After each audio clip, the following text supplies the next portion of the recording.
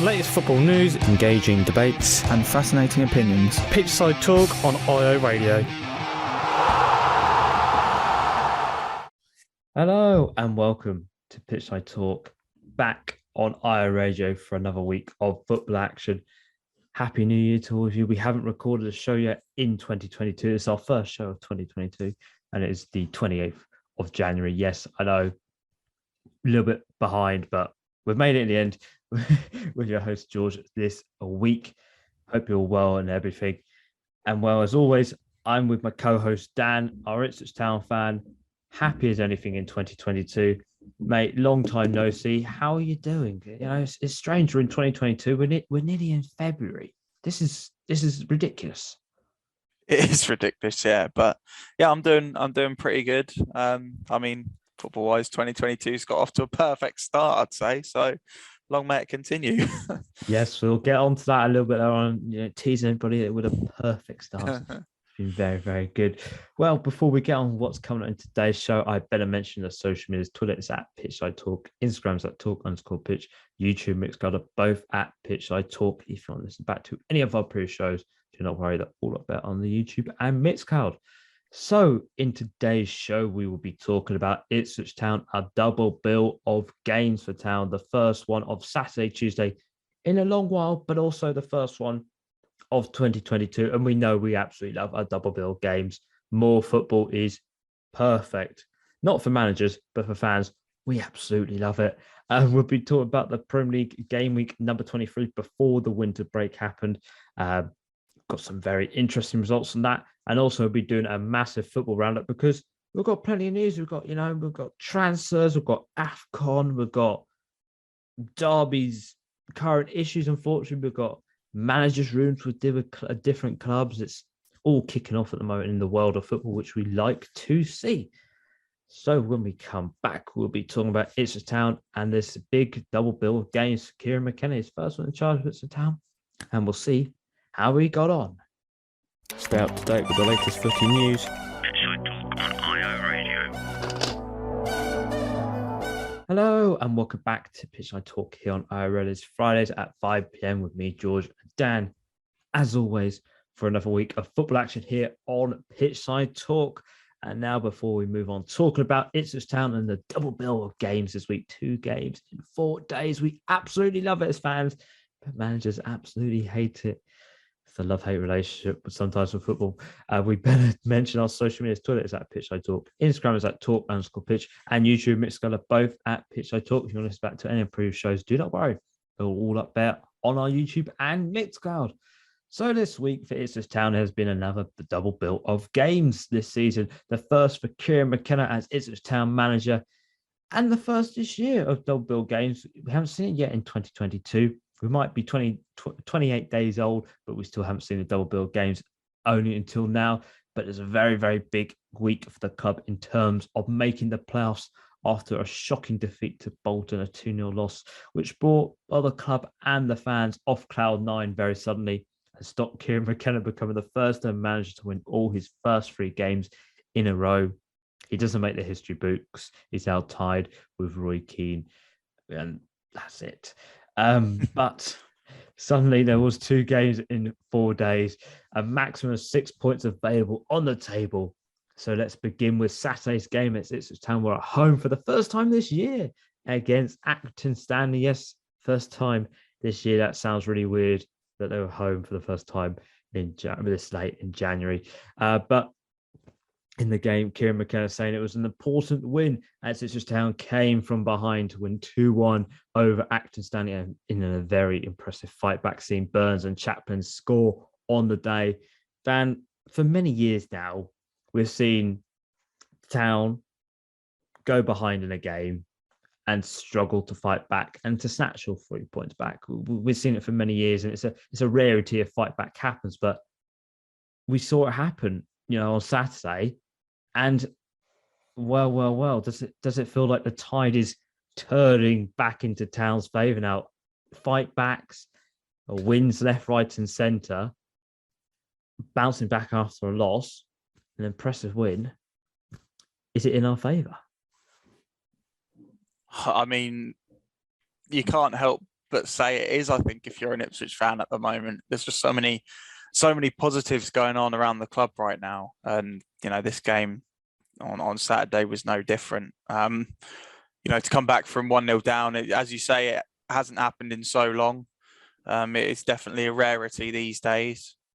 But it just shows what character that McKenna has, the character McKenna has to change a team to try and win a game, no matter what the score is. If you go 1-0 down, it's not end of the world. You can still get back into it. And I think that's a problem we've had in the last few years under different managers is, we concede one goal and we just give up. That's it. So yeah, it was, really pleasing to come from 1 goal down, and it was a really good performance as well. Bar the first 20, 25 minutes, I'd say, where we were a bit under pressure. But after that, I think we scored the equaliser on 25. And, we defended well, and Accrington didn't look like they were really in the game, especially in the second half. And we had quite a few chances in the second half, but we did get that goal. Another problem before was, having so many chances and not being able to take them. But, I trust that these players are going to be able to take a chance when they need to. And that proved the case on Saturday. And yeah, really good performance, really pleasing win. The fans were all happy at the end. And, I don't think you can complain with the performance either, because, our passing is so slick at the moment. It's so, before it seemed like under Cook, some of our passes were wayward and we couldn't really keep the ball as well. But this time we can keep the ball so well, and we can dominate teams at times, which is, fantastic to see. And I'm really pleased with the performance on Saturday, definitely. Yeah, the thing there with the passing, I had to say, I thought I was watching Pep Guardiola was back at Barcelona or something, and I rubbed my eyes and went, "Oh my God, it's just Town. What is this with this slick passing and fast movements?" And it just doesn't look right. But I guess you can see that's how much time he's had realistically on the training ground to work and embed these sort of ideas into the players and to get into play style he wants. Well, after that impressive and brilliant fight back on Saturday, there was another big game on the horizon, an away day trip on a Tuesday night for a work event in London. But this time it was football, nothing else. We don't talk about politics on the show, even though I just mentioned it. But we'll move on from that. A Tuesday night game against a Wimbledon, a team who, Town have struggled against recently. Only one win in their past 4 meetings. And that win, Dan, you might remember this quite well, was when Caelan Jackson scored to make it 2 on the night, and the crowd went absolutely wild on an August night, on a Tuesday night. You might remember that one, I think. Do you? I do remember that. Yeah, great moment. Not the greatest game, but we went absolutely crazy. Yep, and I rejected the chance to go to that game. Oh. How times have changed so much. Yeah, I know. But no, yeah, they struggled to beat them in the last 4 meetings. I think the last time the two sides met, it was that 2-2 draw. Prior to that was the 3-0 loss at Plough Lane, and there was that 0-0 ball fest where everybody said that Lambert should go, but he didn't go. He didn't go for another few months.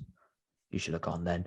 But it was an impressive night on Burns night, as Wes Burns on Burns night, a fan favourite winger, scored twice on the night, securing 3 points for Ipswich Town, seeing them climb up the table, getting ever so closer to those playoff places. But Dan, what's a game by Town? Another win under McKenna. That's now 4 wins out of his first 5 games. Most crucially, 5 points off those playoff places. And it just an all-round a brilliant performance by Town. Yeah, another convincing win. I have to admit, I'll start with the lineup, because I was very surprised when the lineup came out to see Norwood and Jackson starting together. I mean, we're going back to 1920 there, aren't we? Under Paul Lambert.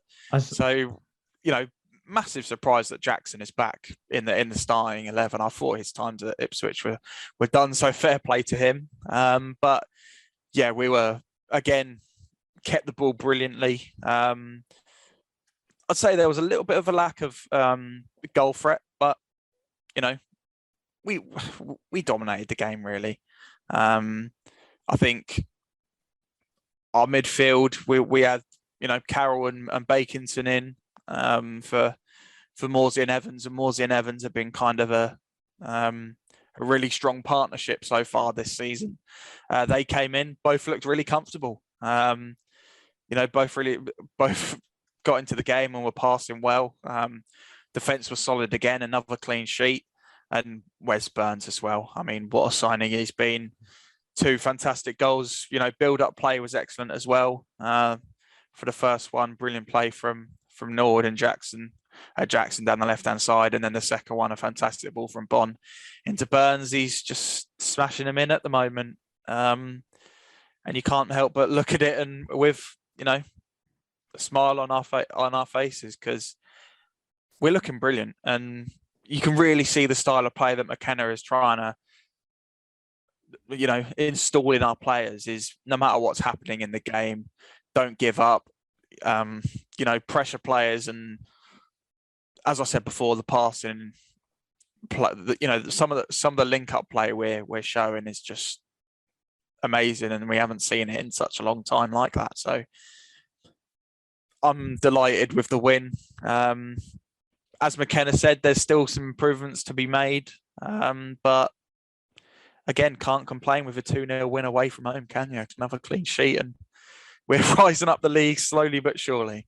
Yes, you can't complain about that. Well, before we do get into McKenna's comments, you have raised quite an interesting point, mate, and that was the lineups. Something I hadn't factored in, the lineups. A lot of people were quite shocked, really, to see that with the Jackson and Norwood. I think there was a lot of rumours that Bond wasn't going to play and it was going to be Norwood and Chaplin, but Jackson and Norwood up front, gives us such sort of throwbacks really to the 1920 season under Paul Lambert. But were you quite overly shocked to see some of the people playing that, in that start line? We've got Bainson, who done well in his sort of cameo he got, but to be thrown in straight away at the deep end. Kane Vincent Young, another game at left back, unfortunately ended in a red card for him, so he's going to be out now for the next game. And some big players dropped, Selena back on the bench, Aluko back in after he wasn't at the game against Ab Stanley because of his wife in a labour, and want to say congratulations to him and his wife. But were you quite sort of surprised to see these changes? But it shows how much confidence McKenna's got in his squad and how deep his squad is. And I was really surprised by that lineup. I think I was expecting the midfield, just because, I wasn't expecting Evans to be back, and obviously we had the news of Sam Morsey, which I'm sure we'll get into in a bit. So I was fine with that midfield. I wasn't surprised by that, but it was just the front two. I think we're just expecting Bond to be in the starting 11 nowadays. That we're not really considering anyone else, and if it's going to be someone else, it's going to be Piggott. If Bond's not going to be in there playing with Norwood. So to see Jackson in there, I was very surprised. I know it didn't please everyone, but I'm not a big hater of Caden Jackson's. I know, he's not everyone's cup of tea, but I really don't mind him as a player, and I think he can be really decent on his day. So yeah, I was definitely surprised, but not too annoyed by it. I think the defence, you don't really want to change that because they're playing so well. The system we're playing is technically we're wing backs, isn't it? But I don't think Burns and Vincent Young really play wing back. They're playing more as wingers. And then I guess the centre backs are kind of coming forward as much as they can as well. But yeah, it was really just Caden Jackson, I think, out of that, and the front two that really surprised me. But we weren't disappointed. We come away with a 2-0 win, so I don't think anyone's really going to complain. No, nobody will complain, and especially McKenna. He didn't complain after the game. He was in a great mood after another win, having a joke with the media, which is something we're not seeing really from him. Saying it 5 wins would have been better, and you know what, 5 wins would have been better, but unfortunately, it's only 4 from the first 5 games in his managerial career. But he did say it wasn't perfect, and we cannot rest on our laurels. Look, we've got high standards of the group. I told you that at the start. It's about getting better. There are bits of our performance tonight that were good. There's bits that I wasn't happy with, and I told them after the game, winning is the most important thing, but we can't rest on our laurels and we must keep improving. Dan, you sort of highlighted it a little bit earlier on about sort of McKenna. He wasn't sort of happy with the performance, but does it show his high standards he's set for this squad and for himself, really? And it's having a big impact on the squad, these high standards. But it's sort of quite refreshing to hear that we shouldn't be resting our laurels. I know a Town are winning games at the moment, left, right, and centre, 4 from the last 5. But we're not in that position yet of going, we're comfortably in the playoffs or comfortably in the top 2 or even leading this league. We're chasing. And that's something that people need to be reminded of. Is that sort of, see where I'm coming from, but people need to be reminded that we're not there just yet. And he's not settling for making 6th. He's settling for more making as high as possibly as he can up the table. He is, yeah. And I get what you're trying to say. I guess it's kind of like we're in this position for a reason. I think we're 8th for the moment. We're there for a reason. We haven't, there's been games this season where we haven't been good enough. So McKenna knows that. And, that was one of the first things he said when in his first interview was, we know what we need to do to improve our game. And he's come in and set out what he wants to do, and it's working so far. And I guess if he sees that, we're playing well, we're winning games, but there's still things we can do to improve our game, it's only a good thing. So, yeah, I think McKenna really has an understanding of this squad, which I think was lacking under previous managers. I think Cook and Lambert especially had absolutely no idea who their best team was and what their players were like. And I think it's taken McKenna a few games to kind of realise what this squad is. And I think that shows, the quality of coach he is. He hasn't had a managerial job in the past, but he's worked under some top managers. And he knows, he gets to know his players quickly, and his tactical side of the game is fantastic. So it's great signs, isn't it? It really is. I don't want to get too overexcited, because as Ipswich fans, we know that we get too overexcited and it goes wrong at some point. But it's hard not to get excited about him. But, as he knows and as everyone knows, there's still loads of work to do. We're not in the playoffs yet, as you said. We're still a long way off. We just need to keep getting results. We can't really afford a loss at all, really, can we, at the moment? It's kind of that situation where a loss in any game from now until the end of the season is going to hurt us. So I think he believes in our squad. And I think he's showing that to the players, that he believes that this squad can get into the playoffs. And, if we keep going like we are, I think we're 5 points off at the moment, but I think Oxford have a game in hand. Who knows what we could do? We've won 4 out of 5 so far. So let's see how it goes. Well, as he said, winning is the most important thing, Dan. So we'll have to get on that. But I just wanted something I picked up there is about he knows his best team straight away. Is that down to sort of his tactical prowess, or is this down to the fact that he's had a lot of time to work with the players? We've got to remember he joined the club after sort of the Sunderland game, then the Boxing Day game was cancelled. So he's had quite a lot of time to work with the players. Is that sort of down to him just seeing tactically, sorry, he's my best player, or is it down to I've worked with a lot of them on the training pitch, I'm sticking with what I see on the training pitch? Yeah, I honestly think it's a bit of both. I think him as a coach is the type of coach that will see that quickly, but he's had time on the training pitch to look at that and really, really look into that. To be fair, Paul Cook did have a pre-season, but obviously there was players coming in at the time, and I don't know who the last signing was, but I think it was probably Sam Morsey actually. It was quite. It was into the season, I think. So he didn't have enough time for that, I guess. But it's good to see the confidence, I guess, McKenna has in his players, that I think he knows what his best starting 11 is, but he's willing to change it where he can, as we saw against Wimbledon. He has trust in the players that he has. So it's really good to see that. But yeah, I think I think it's just the tactical side of the game. I think I've said it on previous. Well, we haven't actually had a lot of shows under McKenna, have we? But No. I've said it before that the tactical side of the game is something that we've lacked for so long, especially under the last two managers. It's just been, actually, especially under Paul Lambert, it was just play anywhere and do what you want, pretty much, wasn't it, in games? So to actually see, the players know what they're doing and they know what they need to do for the team, and being backed up by the manager as well. It gives us hope, doesn't it? I think it gives all fans hope.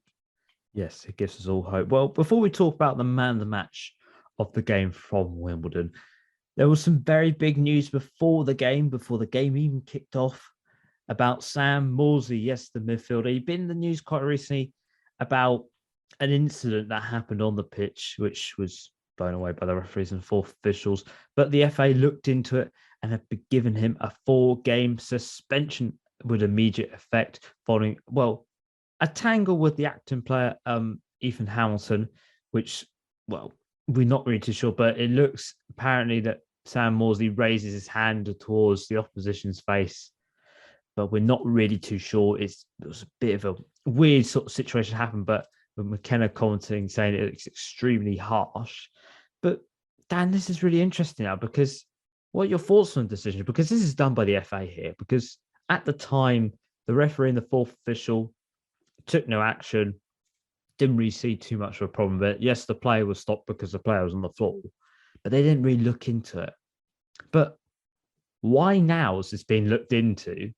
And if you look at the video, it doesn't look too bad, where you've seen worse cases that are potentially more deliberate, get less time. And it's crucial now because he's now out for the next 3 games, which are Sheffield Wednesday, Gillingham, and Doncaster. Yeah, absolute joke of a decision it is. I couldn't believe it when I saw it, because you very rarely get 4-match bans, do you? It just doesn't happen. If you get a straight red card, it's usually 3. So to get 4 for something that the ref and the fourth official, who was right in front of it as well, didn't even see and just saw it as a coming together, is just completely ridiculous. I'm going to be honest, I didn't see it live, but I've seen lots of replays of it. To me, it looks like the Accrington player kind of reaches his hand out to block Morsy from, to get the ball. And I think Morsy retaliates by just shoving his shoulder. I don't know, I think he's 6'3" midfielder goes down in a heap with just a little shove to his shoulder. And nothing gets done about it, does it? I do not understand. It just doesn't look like there's any malice in it, or, I just don't understand what the FA are seeing and why it's taken them this long to do anything about it, if the officials in the game didn't see anything untoward. It's really frustrating, because we're losing such an important player. He's been so pivotal to our performances the last few weeks. Such an important player, especially for the game on Saturday, because that's going to be a really tough game.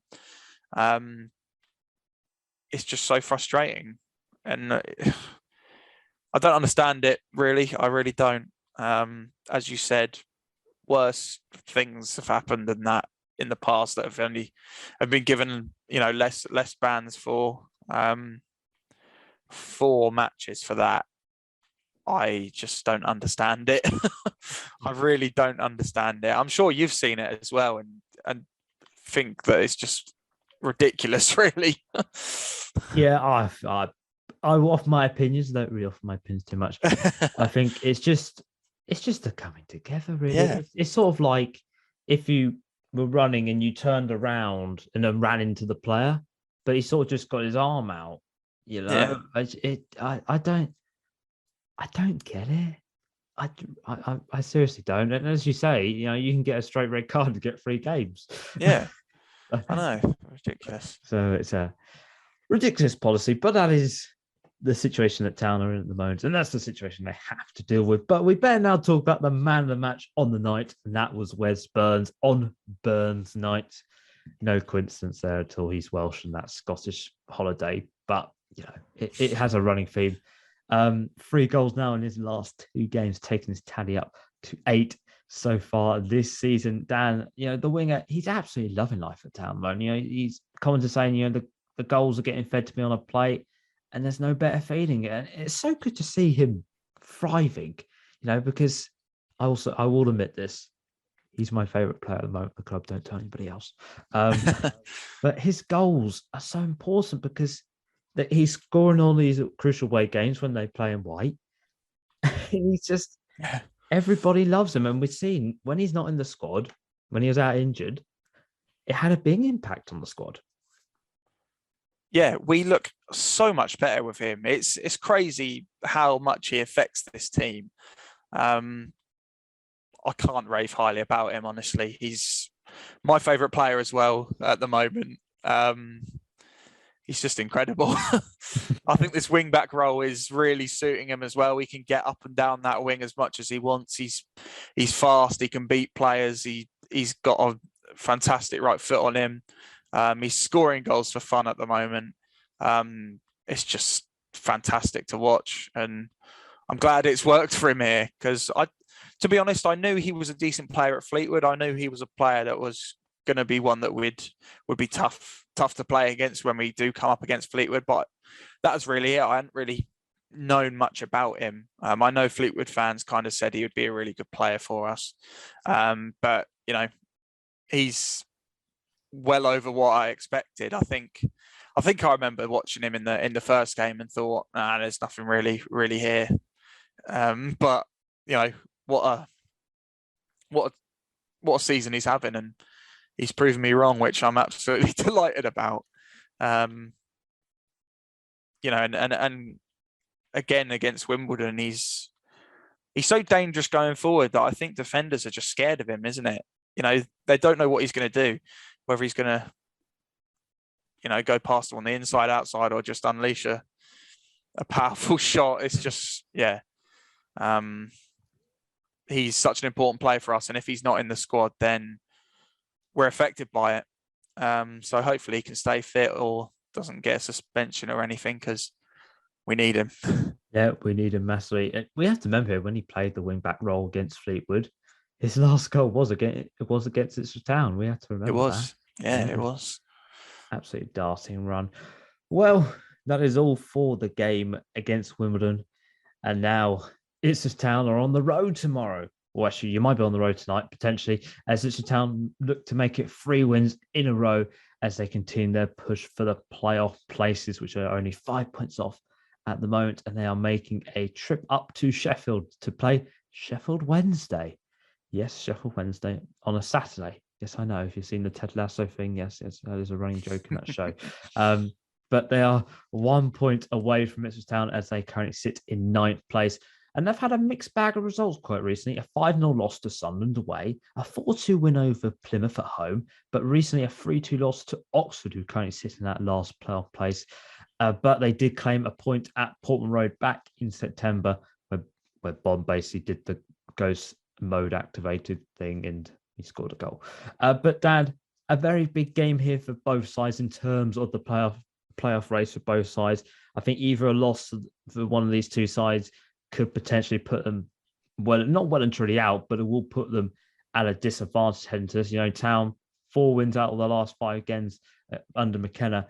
But, Sheffield Wednesday on a bit of a stop-start form here. But we've seen now with Bolton and that sort of mucked up for McKenna here. So realistically, you can't take anything for granted in this game. No, you can't. I don't think it really matters where Sheffield Wednesday are in the league. They've still got a squad of really good players. And I think they've made a few decent additions in January as well. So it's going to be a tough game. But we come into it full of confidence, don't we? Obviously, 4 wins in 5. Under McKenna, we're looking fantastic at the moment. So I think it's a game we can still get something from. I don't think there's a game in this league that we can't get something from if we play well, because this team are just lethal. going forward. So I am relatively confident going into it. I think as you said, they're on a bit of a stop. Their form is a bit on and off, and they sit one place below us. It'll be interesting to see if we wear our white kit, because if we do, then I would definitely be predicting a win, but it'll probably be our black alternate one. Also, I can't believe I'm saying that Sheffield Wednesday v Ipswich is a game in League One, to be honest, but It's crazy. it is crazy. But yeah, I'm relatively confident, and I'm actually going to predict a win. I think it'll be a really, really tight game, but hopefully it'll be a 1-0 win. But I think we need to win this game. I don't think a draw is enough either. But yeah, I'm going to go for a 1-0. Wow. A 1-0 to Ipswich Town. Dan is going for an Ipswich Town win. Thought I'd never see the days where Dan goes so much for Ipswich Town win here. But he's going for a 1-0 victory over Sheffield Wednesday. Let us know what you think on Twitter at Pitchside Talk, what you think will happen between Sheffield Wednesday and Ipswich Town tomorrow. What is your result? Do you agree with Dan? Let us know on our Twitter.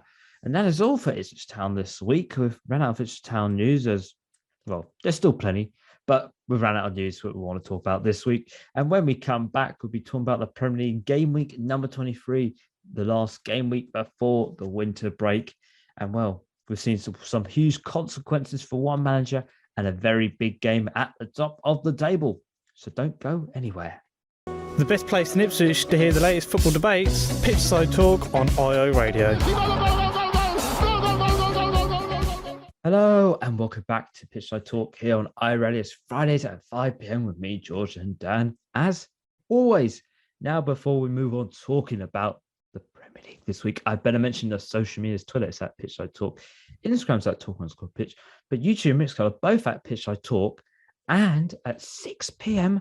after the show is done, you can listen back to this show in all its entirety. If you missed us talking about Ipswich Town this week, do not worry. It'll be up at 6 p.m. on our YouTube and Mixcloud feed to listen back to. So the Premier League, it was back this week, the last game week before the winter break, game week number 23, where we saw some brilliant games, but some games with some huge consequences, especially for one manager, and a game at the top of the table between two, well, big size. And apparently there's a very large gap between them, according to one of the managers. But let's have a look at the results. So we had a Friday night game where Norwich won 3-0 against Watford. Aston Villa got a win against Everton on Saturday lunchtime. The Wolves won 2-1 against Brentford. Newcastle picked up their second win of the season against Leeds in a 1-0 victory. Manchester United scored, well, with the last kick of the game to get a win against West Ham in a 1-0. Southampton got a 1-1 draw from Manchester City, stopping their 12-game winning streak. And then to kick off Sunday, we had a draw between Arsenal and Burnley, 0-0. Liverpool made it 3-1 against Crystal Palace, only taking now 9 points away from Manchester City. Leicester drawed 1-1 with Brighton, and Chelsea won 2-0 against Spurs. But we must talk about Friday night's game where we saw the battle between two clubs fighting for survival in the Premier League for next season in Watford versus Norwich. For Watford, heading to this game, a very big game for them. They hadn't won since late November, no wins out of their last 9, but a win here would have put them 4 points clear of that drop zone with still games in hand. But for Norwich, they want to make it back-to-back wins for the first time since April 2016 in the Premier League. And a win here would take them outside the drop zone for the first time this season and putting Watford into that drop zone as a consequence. And Josh Sargent's first 2 Premier League goals helped Norwich move outside the relegation zone for the first time this season. Dan, Norwich, it is up first here. In the last 2 games, Norwich have finally turned up. They got a win against Everton and they got a win here against Watford. They're now getting the wins at the right time, right place, right time, getting the wins. And they're outside the relegation zone. I think the main question is here, with how sort of badly some teams perform, I think we could say it's been the worst sort of battle for the relegation in a long time. Can they stay up here if they're in the right place in the right time like they are at the moment? Yeah, for me, I think it's a bit too early to say.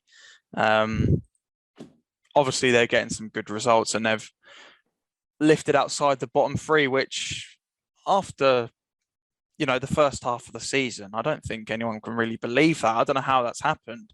But fair play to them. They've got two, really good wins and got out of that bottom three, which just didn't look like it was going to happen. So I think it all depends on their next few games, really. I don't know who they've actually got coming up. I'll have to have a look, but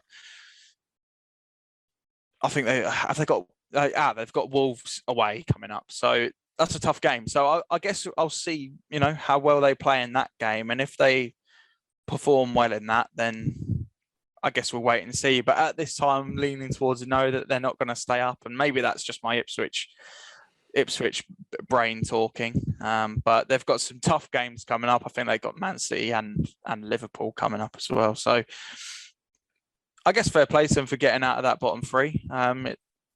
They've performed well against Watford. It was a good game for them, and Josh Sargent scoring 2 as well. I guess he's kind of come on the scene all of a sudden. He hadn't really done anything, I don't think. He kind of just, I guess he was playing games, but didn't really. He was there. Just say he was just there. Yeah. Yeah. Thank you. It was just there, but he's come on the scene quickly. So you look at their squad on paper, and I think you'd say it looks like a championship squad, don't you? They haven't got quality players, and not a team that I think would stay up in the Premier League. But I think they've got a decent manager in Dean Smith. He knows what he's doing. He's done it before with Villa. He's kept them up in this league. So they've got the right man for the job, I think, if they really want to stay up. I just don't think their team are good enough. And as I said, we'll have to see how they do in their next few games. But it's going to be tough for them, no matter what. And it always is tough for them when they're in the relegation battle in the Premier League. But who knows? They might stay up in the end with teams around them not picking up points. And as you said before, it's been such a the quality has been so poor down the bottom this season that I think any of them teams, if they just go on a run, could easily stay up in this league. Yeah, we could potentially see that. Well, we better now move away from Norwich and talk about their opponents, Watford. And well, for Watford, the pressure increased massively on Claudio Ranieri after another loss. No wins in their last 9 Premier League games. 11 losses from those first 14 games under Ranieri. Only 2 wins in that time as well was enough for the Pizzonian family to call time on him and to sack him in less than 4 months in charge of the Hornets. Since the Pizzonian family took over in 2012, they have had 15 managers. Dan, a fan favourite across the world, really, of football world, Claudio Ranieri, but he has been sacked. And I think his time really at Watford will be remembered for defeat after defeat, no real impact, and Watford slipping into the relegation battle under his hands. Yeah, it's been poor under Ranieri, hasn't it? It really has. I think you got to just look to why they sacked Xisco, really, if you look really into it. But or Pearson, I think. Yeah, or Pearson. Yeah, exactly. It goes all the way back to that. But yeah, I think it was just a poison chalice, really, for Ranieri. I don't think the squad he had at his hands were good enough. I guess fair enough. They wanted to make a change because he wasn't getting results. And, as everyone knows, football is a results business, and they dropped into the bottom 3. So they want to make a change, and that's fair enough.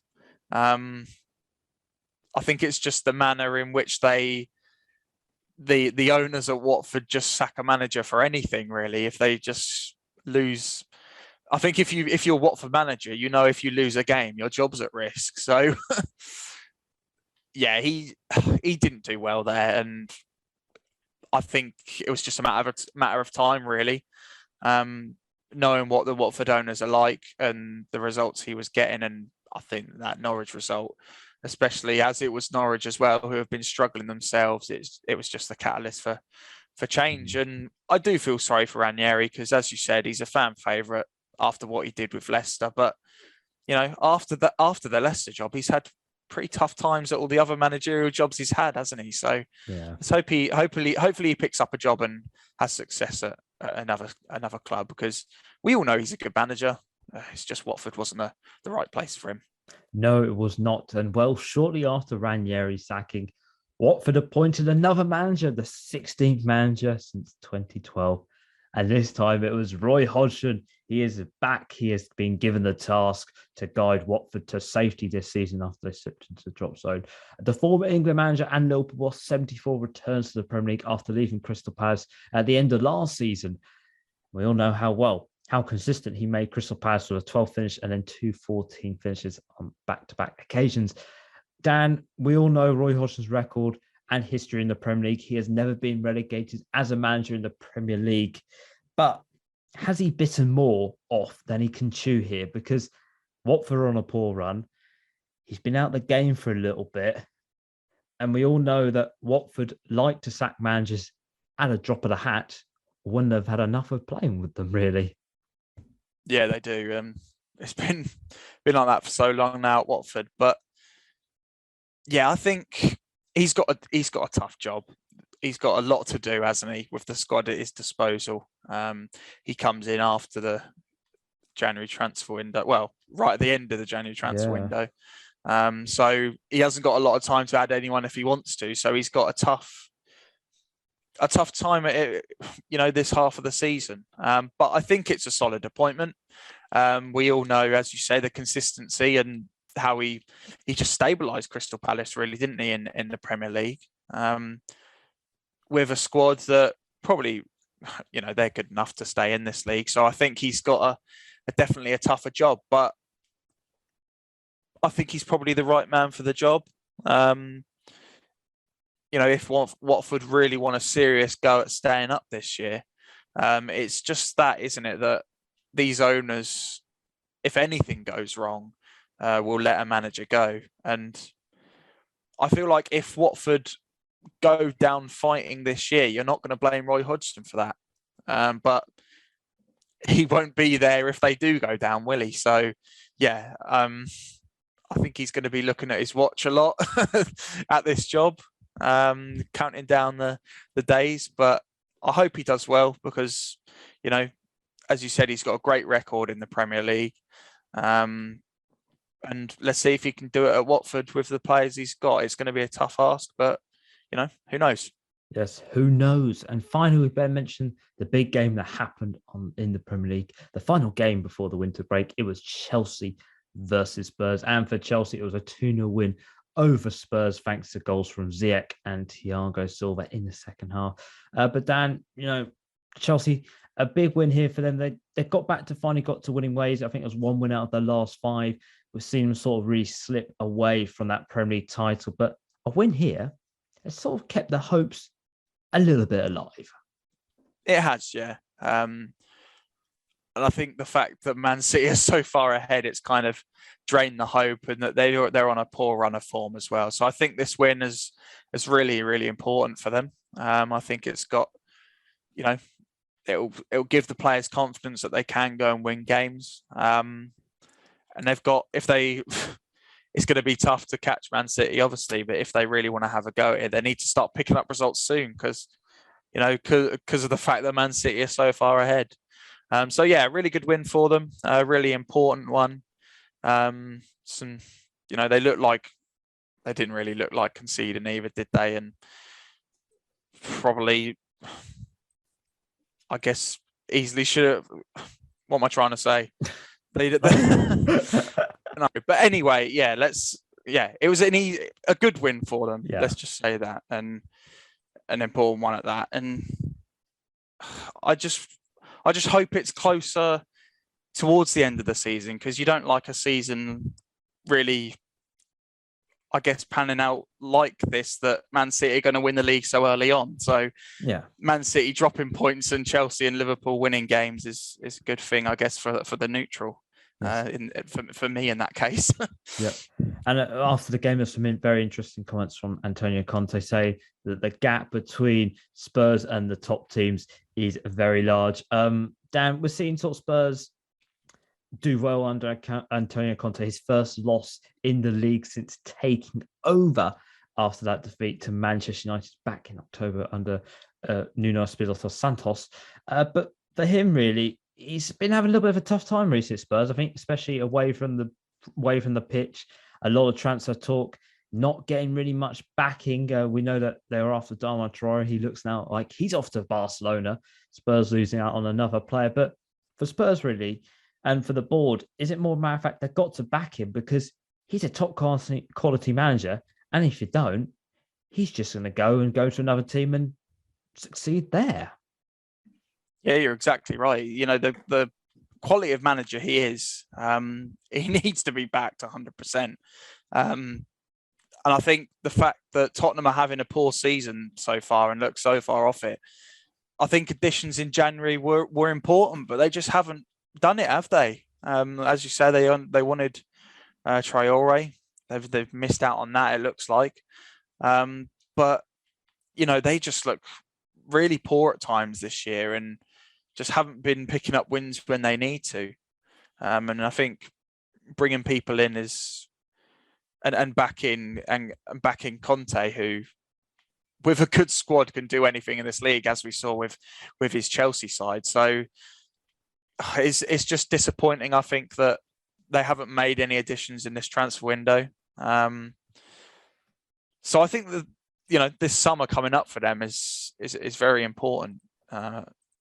If they still have Conte by that time, which, you know, I think they will do, and if they can get a good squad together with Conte, they can have a good season. And I think, do you think they've probably written off this season already? The fact that they can still obviously make, I don't know how far off they are. I think they're only 2 points off fourth, so the season's still there for them, and they can still make the top four. But with the way they're playing, it doesn't look like they're going to do that, are they? So we'll have to wait and see.